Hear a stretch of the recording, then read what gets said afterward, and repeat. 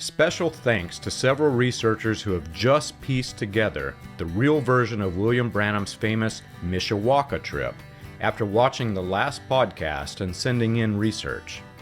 In the podcast, we discussed a very tiny article in the Jeffersonville Newspaper where William Branham and/or members of his church advertised meetings with a Reverend Curts from Cincinnati.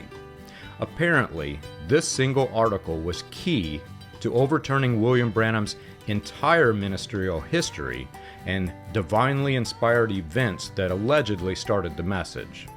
Reverend Curts from Cincinnati was Frank E. Curts, and he was actually a very famous Pentecostal minister who was a founding figure of early Pentecostalism.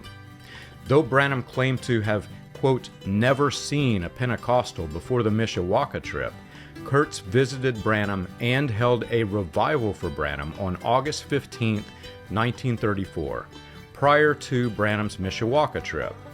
He preached on Wednesday evening at the Branham Pentecostal Tabernacle, which at that time was on 8th and Pratt Streets. The Billie Branham Pentecostal Tabernacle had not yet been built, and Branham was preaching from tents on open land on Pratt Street.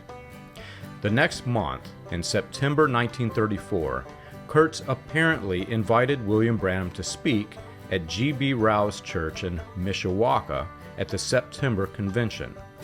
William Branham actually mentioned this connection, but he pretended not to know either Curts or Rowe. Branham purposefully misspelled G.B. Rowe's last name, even though it was at G.B. Rowe's church.